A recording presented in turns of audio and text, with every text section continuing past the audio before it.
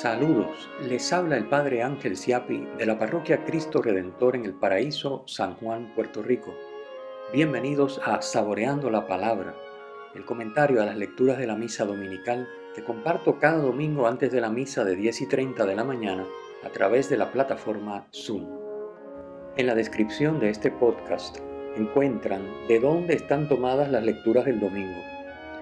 Tienen el enlace al guión de la Lectio Divina Comunitaria, el enlace a los apuntes a los que se hace referencia en el comentario y la dirección de la página web de la Parroquia Cristo Redentor. En el nombre del Padre, del Hijo y del Espíritu Santo. Amén. Dios de misericordia infinita, que reanimas la fe de tu pueblo con el retorno anual de las fiestas pascuales. Acrecienta en nosotros los dones de tu gracia, para que comprendamos mejor la inestimable riqueza del bautismo que nos ha purificado, del Espíritu que nos ha hecho renacer y de la sangre que nos ha redimido. Por nuestro Señor Jesucristo, tu Hijo, que vive y reina contigo en la unidad del Espíritu Santo y es Dios por los siglos de los siglos. Amén. Ya en esta oración colecta de la misa de hoy, segundo domingo de Pascua, domingo de la Divina Misericordia, nos trae los tres elementos que mencionará y que comentaremos brevemente después, la segunda lectura de la primera carta de San Juan: el agua, la sangre y el Espíritu. El agua, bautismo; la sangre, pasión y muerte; y el Espíritu, que hace posible que esa agua, bautismo, nos purifique y nos dé la vida divina, y que hace posible que el misterio pascual de Cristo llegue a nosotros a través de los sacramentos. De manera particular, pues pensamos en la Eucaristía, ¿verdad? De ahí la imagen del Cristo de la Divina Misericordia, tan hermosa y tan significativa, con los dos rayos: el rayo azul, que significa el agua, y el rayo rojo, que significa la sangre. Así que bautismo y Eucaristía, unción de Cristo por el Espíritu para entregarnos el Espíritu en su pasión y muerte, y que nosotros por ese Espíritu podamos renacer a la vida nueva, a la vida eterna. Muy bien, vamos entonces a las lecturas, que tienen pues también mucha riqueza, muchas cosas que podemos decir, y vamos a aprovechar rapidito. Primera lectura es un sumario de los tres que presenta San Lucas en su obra de los Hechos de los Apóstoles. Este es el segundo. El primero hace énfasis en la oración en común de esa comunidad primitiva. El segundo hace énfasis, que es el que leemos hoy, en la comunión de bienes. La comunidad cristiana primitiva tiene todo en común, un mismo pensar, un mismo sentir, y también tienen en común los bienes. Y el tercer sumario lo pueden ver ahí, está en Hechos de los Apóstoles capítulo 5, versículos 12 al 16. Todo eso está escrito en el resumen del comentario que estoy haciendo. Bien, el tema del desprendimiento de los bienes es característico de la comunidad del evangelista Lucas, y aparece específicamente en el texto de hoy, ¿verdad? La pobreza, los pobres, los que despojados. Bien, fíjense que es interesante notar que esto no es un orden impuesto, ¿verdad? Esto no es como los inventos humanos, donde decimos, bueno, ¿verdad? Pensamos todo en el comunismo, por supuesto. Bueno, aquí como no puede haber, tenemos todos que ser iguales, tener las mismas oportunidades, los mismos derechos, pues aquí nadie tiene nada. El Estado es dueño de todo y nadie tiene nada. Entonces, en efecto, nadie tiene nada, porque el Estado se lo queda y nadie tiene nada. Entonces, ese desastre humano, pues no, esto no es. Primero, que no es impuesto. O sea, los que libremente quieren, dicen el libro de los Hechos de los Apóstoles, vendían sus propiedades, terrenos, casas, y ponían el dinero libremente a disposición de los apóstoles para socorrer a los necesitados de la comunidad. Así que primero, no es obligatorio. Y segundo, que no es que esto sea una comunidad de bienes, como que para entrar ahí no se puede tener propiedad privada. No es esa la idea, ¿verdad? Sino que es el mandamiento del amor. si en mi comunidad hay alguien necesitado, ¿cómo yo voy a tener los recursos y no ayudar? ¿Okay? El ejemplo que pone el texto más adelante, que no aparece en el pasaje de hoy, del apóstol Bernabé, y luego pone el ejemplo de Ananías y Zafira, que todos conocemos, ¿verdad? Donde ellos también venden y dicen que entregan la totalidad, pero no es la totalidad lo que entregan, se reservan una parte para ellos y bueno, eso les acarrea la muerte. Es muy interesante, si no han leído ese pasaje, léanlo, un poquito más adelante donde estamos hoy, en Hechos de los Apóstoles. Muy interesante. Bueno, básicamente el texto es, no se trata esta comunidad de bienes de que estemos obligados a, como dice el refrán, a desvestir un santo para vestir otro. Obviamente no se trata de vender las casas y vender las propiedades y cerrar las cuentas bancarias para ayudar a los necesitados. Y entonces dejamos a nuestra familia, a nuestros hijos sin educación, sin posibilidades de futuro, sin poderlos alimentar. No es eso. Todos entendemos lo que quiere decir. Lo que quiere decir es que yo con mis bienes soy responsable de socorrer a los necesitados, hasta el punto en que no estoy desvistiendo un santo para vestir otro. Pero yo creo que ese no es el problema que tenemos normalmente, sino que nos damos demasiada libertad en el uso y disfrute de los bienes, incluso con cosas no necesarias. Bueno, lo vimos ahora en la Cuaresma, con el tema de la penitencia, y especialmente en el retiro. Yo hablé de eso con relación a la limosna, así que pueden ver el video del retiro que está en YouTube, en el canal de la parroquia. Así que pecamos más bien del otro lado, es decir, bueno, esto es mío, y como esto es mío, yo le doy una ayudita, bueno, 5 pesos, 20 pesos, pero no se trata de eso, se trata de socorrer efectivamente, porque es un amor, es una fe que se hace caridad, se hace amor, y el amor se hace obra efectiva. Así que también esto supone una comunidad donde nos conocemos. Así que, por ejemplo, yo en una comunidad donde pues toda la isla de Puerto Rico o la diócesis de San Juan, pues no me queda otro remedio que acudir a instancias que ya la Iglesia ha establecido para hacer efectiva la caridad, y todos conocemos perfectamente.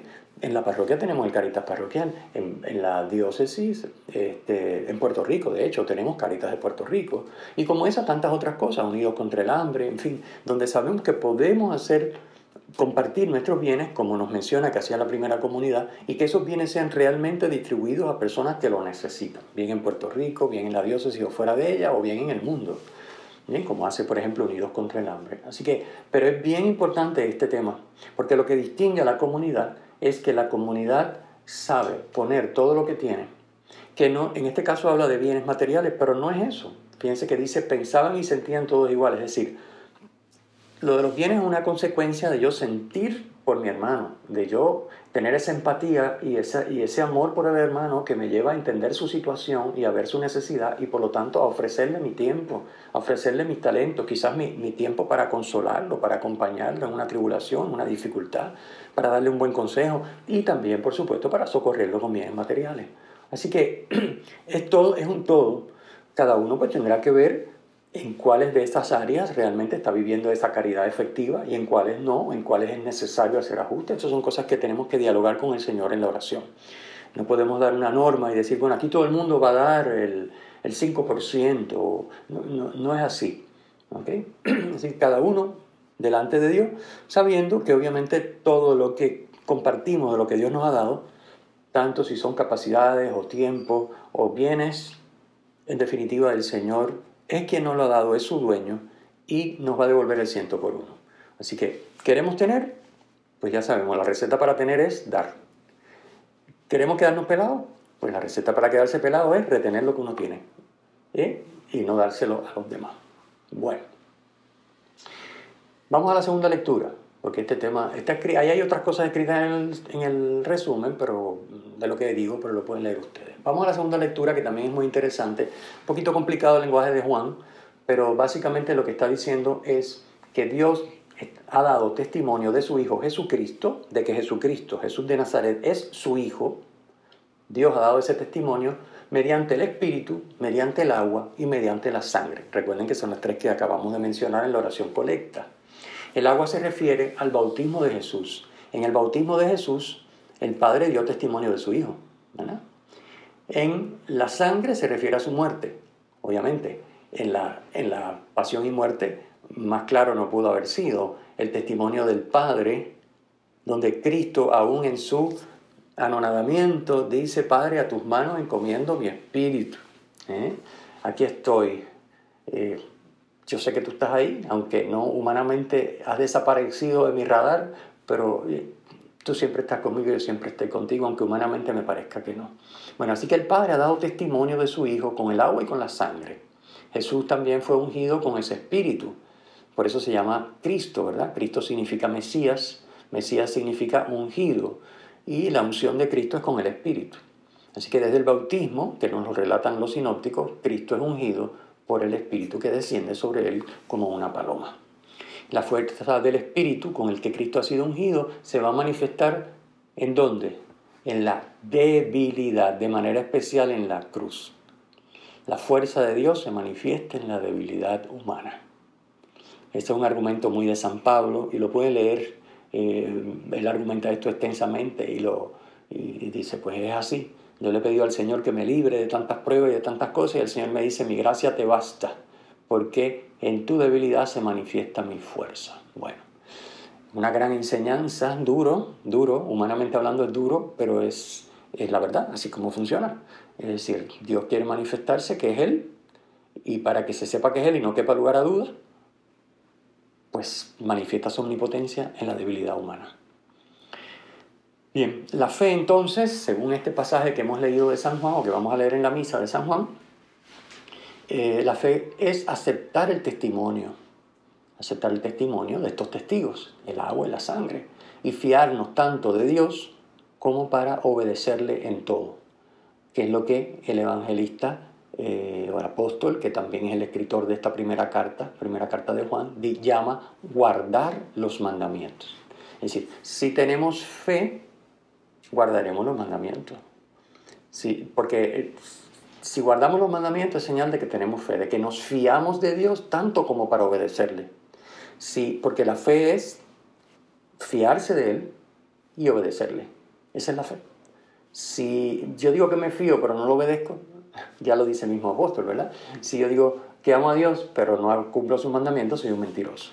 Eso es una cosa que no tiene sentido. Así que, y de esa fe, yo me fío del testimonio y creo, me fío de Dios, tomo el testimonio y eso me lleva a creerle a Dios por esos testigos, que en este caso es la sangre y el agua, y que, como veremos en el Evangelio, se va a traducir eventualmente en la comunidad parroquial, es la que va en la comunidad parroquial. En la comunidad cristiana es, en este caso nuestro, en la parroquial, y en los círculos cristianos y católicos en los que nos movamos, es la que nos va a dar testimonio de que Cristo es el Hijo de Dios.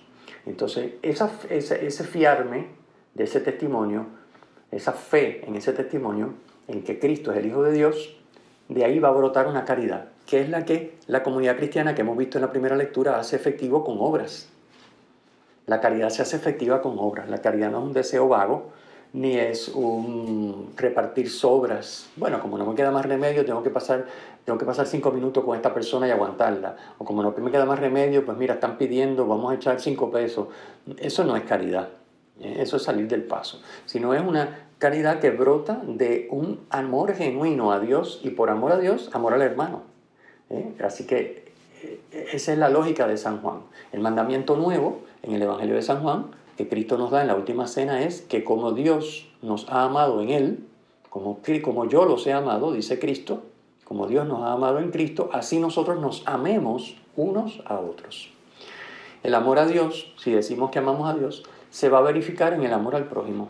Se va a notar en si amamos o no amamos al prójimo. Jesús ha vencido al mundo, es el otro tema que aparece en esta lectura, tan cortita, pero que tiene muchas cosas. La victoria de Cristo sobre el mundo es nuestra si nos fiamos, si creemos en Cristo como el Hijo de Dios. Fe que, como ya hemos dicho, nos lleva a obedecerle, a guardar sus mandamientos, que implica, obviamente, amar a los hermanos, porque el amor a Dios, que es guardar sus mandamientos, se verifica en el amor al prójimo. Los cristianos podemos y debemos vencer al mundo también, y lo hacemos por la fe en Cristo Jesús. Cuando por la fe Cristo vive en nosotros, guardamos sus mandamientos y vencemos el mundo. Pero esa victoria no es algo conseguido y terminado, sino que es una tarea de cada día.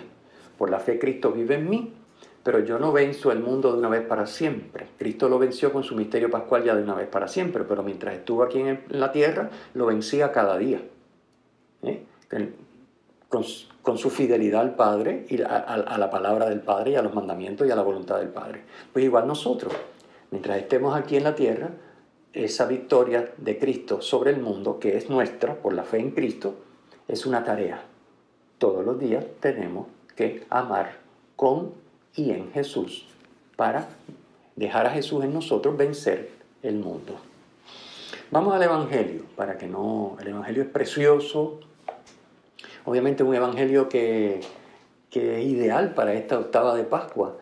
Ya sabemos que la octava de Pascua es el día de Pascua. El día de Pascua comienza en la vigilia pascual, el sábado santo por la noche, y termina hoy, segundo domingo de Pascua por la noche. Y precisamente esta lectura nos presenta los discípulos reunidos el domingo de Pascua, al atardecer, o sea, el domingo, se hubiera sido el domingo pasado, domingo de Pascua por la noche, y a los 8 días, es decir, hoy, domingo segundo de Pascua. Así que precisamente, diríamos, es la octava de Pascua, la primera octava de Pascua es la que nos relata el pasaje de hoy, la que estamos viviendo y terminando de vivir esta tarde ya, después de los 8 días de haber celebrado el día de Pascua. Bien, la escena inicial es al atardecer,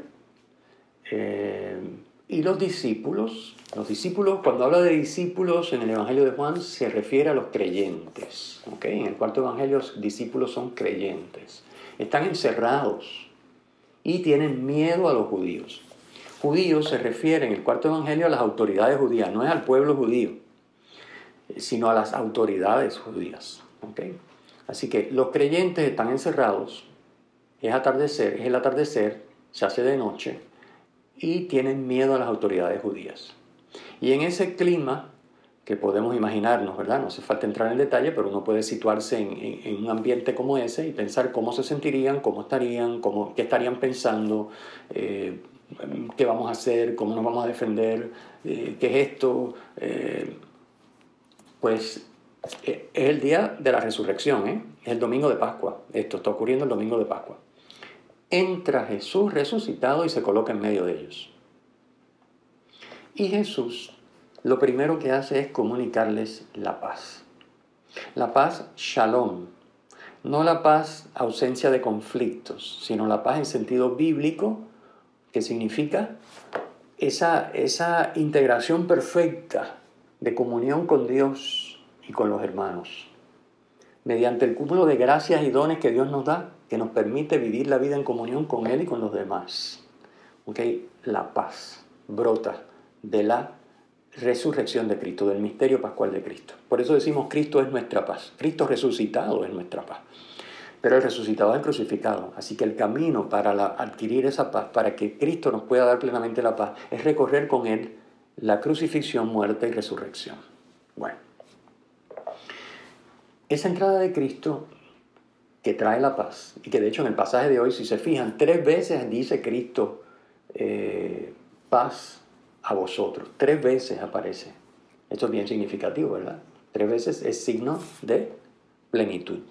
Cuando decimos 3 veces las cosas, para el judío decir las cosas 3 veces es plenitud. Por eso cuando decimos santo, santo, santo, no es que estemos tartamudeando, es que decirlo 3 veces significa el totalmente santo, ¿verdad? La palabra, cuando se repite una palabra 3 veces, significa la plenitud de lo que esa palabra significa. Acuérdense que esto los judíos piensan así. Bueno, así que Cristo trae la paz, 3 veces lo repite, la paz a vosotros. Esa paz que acaba con el miedo, acuérdense que ellos están temerosos por miedo a las autoridades, y que cambia ese miedo en alegría. Fíjense, notemos el contraste entre, la lectura es bien dramática, antes de que Cristo entre, ¿cómo está esa comunidad? Cuando Cristo entra, se coloca en medio y les trae la paz, ¿cómo cambia la dinámica? Podríamos decir, si fuera una película, podríamos ver la primera escena en blanco y negro y entra Cristo y se convierte a color, la escena se pone a color. Cambia los muñequitos, como decimos. Bueno, el relato también nos presenta entonces una comunidad que se reúne el día domingo. Fíjense, todavía ellos son judíos. Cristo acaba de resucitar. Todavía ellos, los primeros siglos, van a estar yendo a la sinagoga. No van a estar, pero van a estar compartiendo la sinagoga para la palabra y van a estar entonces ellos haciendo las reuniones eucarísticas con la fracción del pan los domingos. Entonces, este es el primer domingo. El relato es que nos narra el primer domingo y el segundo domingo, el domingo de la resurrección y el domingo siguiente. La comunidad se reúne en domingo, según este relato. Por eso nosotros, los católicos, nos reunimos los domingos y no los sábados. ¿Ok? Porque ya la comunidad original se reúne los domingos, que es el día de la resurrección. Entonces, este es el inicio de esa reunión dominical de la comunidad cristiana, que cada domingo se reúne ¿para qué? Para hacer lo mismo que nos narra este relato. Cuando nos venimos a la misa, hoy que estamos reunidos para la misa, que va a comenzar en breve, ¿para qué nos reunimos? Para lo mismo que nos va a narrar este texto, para exactamente lo mismo, para, reunidos en comunidad, transformar nuestras preocupaciones, nuestras angustias, nuestros miedos, ahora que estamos con la pandemia, todo el revolú que está sucediendo en el mundo, las atrocidades que vemos que se cometen en tantos países, en fin, las injusticias que hay en todas partes, inclusive en el nuestro. Bueno, todas esas cosas, entregárselas a Jesús y dejar que Él nos dé su paz, que Él se coloque en medio de nosotros y nos haga partícipes de su victoria sobre el mundo. Nos renueve por medio de la sangre y del agua, nos dé su espíritu, una infusión de espíritu y nos fortalezca interiormente para poder salir y asumir la tarea de vencer durante esta semana hasta que nos volvamos a reunir, de vencer el mundo. Bien, hay muchos detalles en el texto, vamos a comentar algunos. Primero, el tema de las llagas. Puede resultar curioso que el Cristo resucitado tiene las llagas. Si ha resucitado y ese proceso de divinización al que ha transformado ese cuerpo humano, que sigue siendo humano, pero ahora está divinizado y en plena comunión con la Trinidad, es curioso que siga manteniendo las llagas, porque es como decir, pues sigue manteniendo las señales, pero no ya el efecto de las señales. Las señales son signos de que murió, pero no retiene la muerte, porque Él es la vida. Pero sí las señales que lo llevaron a la muerte. Interesante, esas son las llagas. Así que las llagas dicen varias cosas. Una de las cosas que nos dicen, y que le dicen a los discípulos que están allí reunidos, ese primer día de Pascua y a los 8 días, como le van a decir a Tomás, esas llagas que son señal de que el resucitado que están viendo es el crucificado. No hay otro. Es el mismo crucificado. Y nos dicen también, le dicen a ellos y nos dicen a ti y a mí esas llagas, el amor extremo con el que Dios nos ha amado en Cristo, que fue capaz de entregar su vida, no solo entregar su vida, sino de una forma tan cruenta, tan humillante y tan denigrante, como la muerte en cruz. Y a la misma vez esas llagas en un cuerpo resucitado, ¿qué nos están diciendo? Lo que venimos comentando desde la segunda lectura. Cristo ha vencido al mundo y a la muerte. Venció el mal, venció el mundo en San Juan, recuerde que el mundo es lo que se opone a Dios. Venció todo mal, venció todo pecado, venció todo lo que se opone a Dios y venció la muerte, porque Él es la vida con B mayúscula. Esas son las llagas. Las llagas darían como para hacer una meditación sobre las llagas de Cristo y pensar en esas llagas de Cristo y ver cómo yo hago mías esas llagas de Cristo. Porque fíjense que esas llagas de Cristo, en la medida que yo acojo a Cristo por la fe y lo dejo vivir en mí, como ya hemos visto, esas llagas se hacen mías. Es decir, yo también voy a tener unas llagas de crucifixión, de morir con Cristo. El morir con Cristo produce llagas, produce unas huellas en nosotros, el morir con Cristo. Que luego cuando resucitemos paulatinamente, y ya después definitivamente nuestro cuerpo glorioso al final de los tiempos, con Él, van a estar, o sea, nosotros vamos, eso se queda con nosotros, como las llagas se quedaron con Cristo. Porque son señal del amor con que hemos amado. Esas son las llagas también para nosotros. Bien, seguimos adelante, porque hay otros temitas que quiero compartirles. El tema del envío. Jesús resucitado les da la paz, y envía a los discípulos. Como el Padre me envió, así los envío yo a ustedes. ¿Okay? Así que nosotros como comunidad, los discípulos, que somos nosotros hoy aquí, en este momento en la parroquia Cristo Redentor, prolongamos el envío, es decir, la misión de Jesús por parte del Padre. El Padre envía a Jesús, Jesús nos envía a nosotros, pero no nos envía a nosotros como el que nos envía y se desentiende, sino nos envía y va con nosotros. Igual que el Padre envió a su Hijo y estuvo con su Hijo todo el tiempo. ¿Okay? Recuerden eso, porque esto es un misterio de comunión. El Padre envía al Hijo, pero no se desentiende del Hijo. El Padre y el Hijo son un solo Dios. El Hijo nos envía a nosotros, pero no se desentiende de nosotros, porque el Hijo y nosotros, por la comunión de vida y amor que tiene que darse entre los creyentes y Jesús resucitado, es uno con nosotros.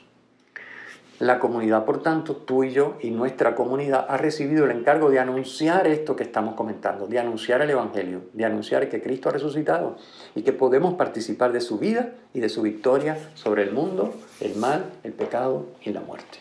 Y es cuestión de fe. Es cuestión de fe, pero una fe, como dice San Juan en la segunda lectura, ¿verdad? No es decir yo creo y hago lo que me da la gana, no, es como dice San Juan en la segunda lectura. Por eso es importante ese fragmento que leemos hoy. Bien, como parte del envío, Jesús sopla sobre los discípulos. Ese verbo que se utiliza, soplar, que la traducción pone soplar, es el mismo verbo que aparece en Génesis, capítulo 2, versículo 7, cuando en la creación, el segundo relato de la creación, saben que hay dos relatos, en el segundo relato Dios forma al hombre del barro de la tierra y sopla sobre él su aliento para convertirlo en ser viviente. Bueno, pues fíjense, eso es exactamente lo que hace Cristo con la comunidad creyente hoy, reunida. Sopla, les entrega el Espíritu que nos diviniza, nos convierte en seres divinizados, en seres que estamos en comunión con Dios y que portamos la fuerza de Dios en medio de nuestra debilidad humana, porque en nuestra debilidad se manifiesta su fuerza y su omnipotencia. Entonces, ese Espíritu que da vida nos hace vivir con vida divina. La efusión del Espíritu Santo por parte de Jesús en el Evangelio de San Juan, es importante notar que equivale a lo que San Lucas relata en los Hechos de los Apóstoles y que es la lectura que escucharemos, que se proclamará el día de Pentecostés. Es equivalente al Pentecostés de San Lucas en los Hechos. En San Juan no hay un Pentecostés, hay un envío del Espíritu Santo el mismo día de Pascua a la comunidad reunida. Reciban la paz. Aquí estoy resucitado con mis llagas presentes. Les envío como el Padre me envía. Reciban el Espíritu Santo. Ese es el Pentecostés en San Juan, que es el que estamos leyendo hoy. Así que no nos extrañe, cada evangelista lo puede presentar de una manera distinta. La intencionalidad de Juan es clara. Es decir, Cristo resucitado es el que al enviarnos nos comunica el Espíritu Santo, porque el envío es como el Padre lo envió a Él. El Padre lo envió a Él en comunión mediante el Espíritu. Pues nos envía a nosotros en comunión mediante el Espíritu, por lo tanto nos entrega el Espíritu. Bueno, es decir, no son cosas distintas, no son inventos ni cosas extrañas, sino que son maneras de ver teológicamente la misma realidad.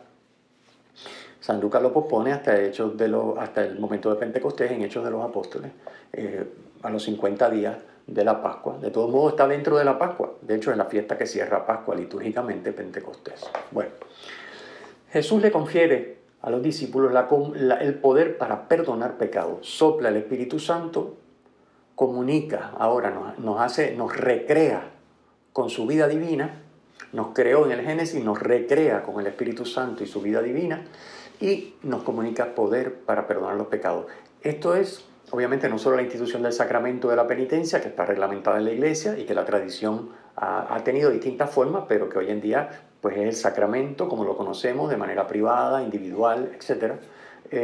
Sino que esa capacidad, ese poder que se comunica a la Iglesia de perdonar los pecados, es parte de la victoria de Cristo sobre el pecado y sobre el mal.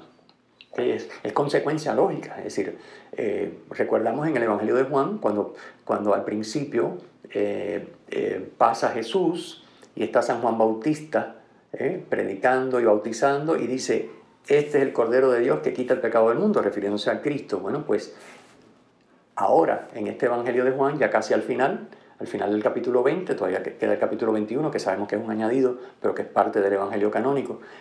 Al final del Evangelio aparece el Espíritu Santo como autor de ese perdón de los pecados, comunicado por Cristo, el Espíritu Santo, y comunicado explícitamente el poder de perdonar los pecados. A quienes les perdonen los pecados les quedan perdonados, a quienes se los retengan.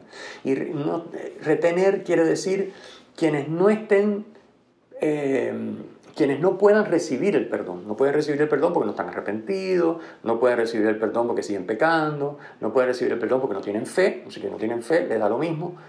Pues ese no se le puede perdonar porque esto no es una cosa automática, requiere fe y requiere arrepentimiento. Si yo no estoy arrepentido y no tengo fe, pues no me pueden perdonar los pecados. No es que a este sí y a este no. Eso no es lo que quiere decir.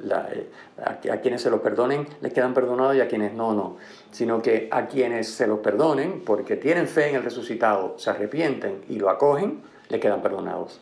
Y a los que no, pues no podemos hacer nada, invitarlos a creer, seguirle dando testimonio, amarlos con el amor de Cristo, etcétera, hasta que se abran a ese amor y a ese perdón, porque es voluntaria. La vida divina y la victoria de Cristo sobre el pecado y la muerte, recibirla y hacerla nuestra, es algo libre y voluntario. No, nadie está obligado, que tiene que. Entonces, por eso está esas dos vertientes de perdonar el pecado o quedar retenido. No es que no se les perdone, es que quedan retenidos mientras, pues, acogen a Cristo resucitado, que es el que perdona los pecados, el Cordero de Dios que quita el pecado del mundo. Bien, finalmente unas palabritas cortas sobre la incredulidad de Tomás. Recuerden que llega Tomás, ya lo vamos a escuchar ahora en el Evangelio, y no está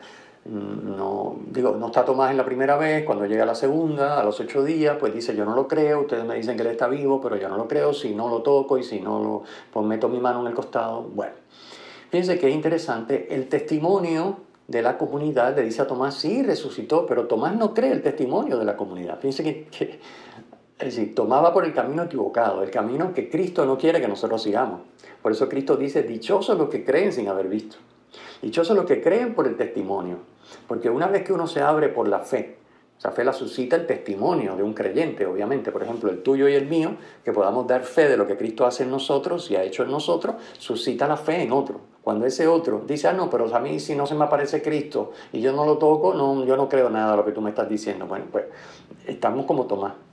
Eso no funciona, sino que Tomás va por el camino para enseñarnos que ese no es el camino. Aunque, lógicamente, Tomás llega a una fe tremenda, porque esa confesión de fe de Señor mío y Dios mío es tremenda.